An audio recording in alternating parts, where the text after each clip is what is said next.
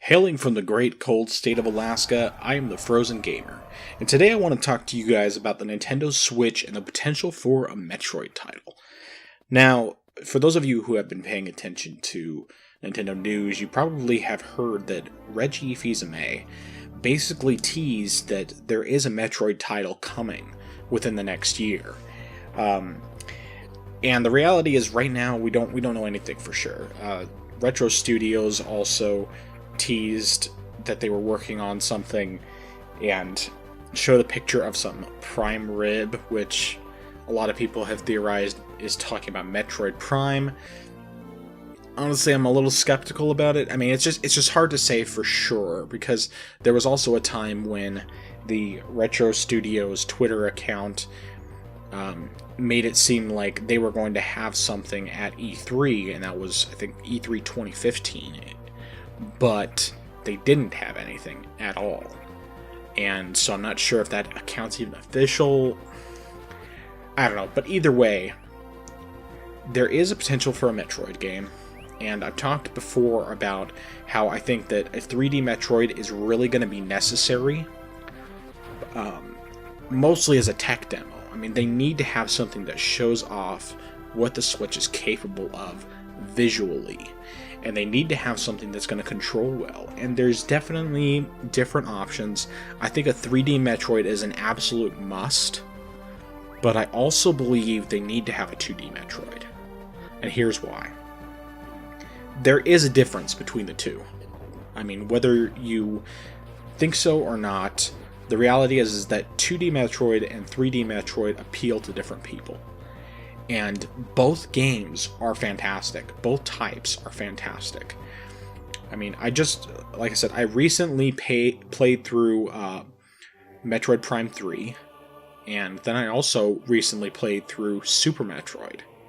And right now, I'm playing through Metroid Zero Mission, which is a remake of the original Metroid. And I plan on playing through the Metroid 2 remake after I finish Metroid Zero Mission. But there is a big difference between the two. The 3D Metroids definitely are, without question, one of the best first-person adventure games I've ever played. I mean, easily, hands down. And they do feel like Metroid games, but they just feel different. And they appeal to different sensibilities, really. One of the things that I noticed is that when I finished playing Metroid Prime 3, in many ways I was like, I hope they make another Metroid Prime game, because especially knowing what the Joy-Con can do, even not having tried them out myself yet, knowing how advanced that tech is and how much better the motion control is compared with what the original Wii Remote could do, which is what they used for Metroid Prime 3 and then added on to Metroid Prime 1 and 2, I really feel like that type of control scheme will work so well, whether they do it as a 3D first person or a third person game. And if you played the Metroid minigame on Nintendo Land, you know that the gyro-based controls work extremely well, and it's actually way more fluid than I ever really thought it would be. But even so, as much as I think that's important, I really think they need to have a 2D Metroid at the same time, because they need to appeal to both sides, because we've all been waiting for a Metroid game for so long. I mean, the last time a Metroid game came out was Other M in 2009, and for the most part it was critically panned as being awful because of what they did with the story, what they did with the character of Samus, and everything else. And I haven't played it yet. I still plan on playing it because it's basically the only Metroid game I've never played.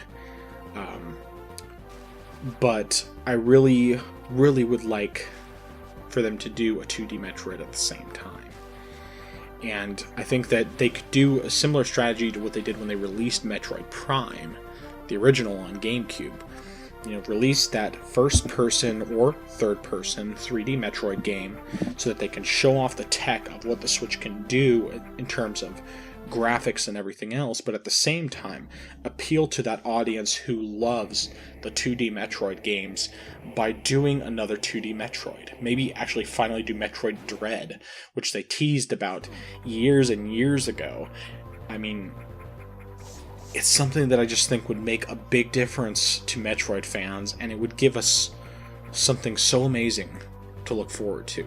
Now, what I will say is that I do think the 2D Metroid does not have to be a Switch game. I mean, I think that it would be better if it was a Switch game, or at the very least, if they decided to do it on 3DS, maybe also do it as a Switch game at the same time. And that way, I mean, really, it would sell systems. If people had the option to buy both the 3D and a 2D Metroid at the same time, especially for people who don't like one or the other, they can get both at the same time. I mean, they can get whichever one they prefer, and then for those of us who like both, we can get both and play both. I mean, it's a win-win for everybody.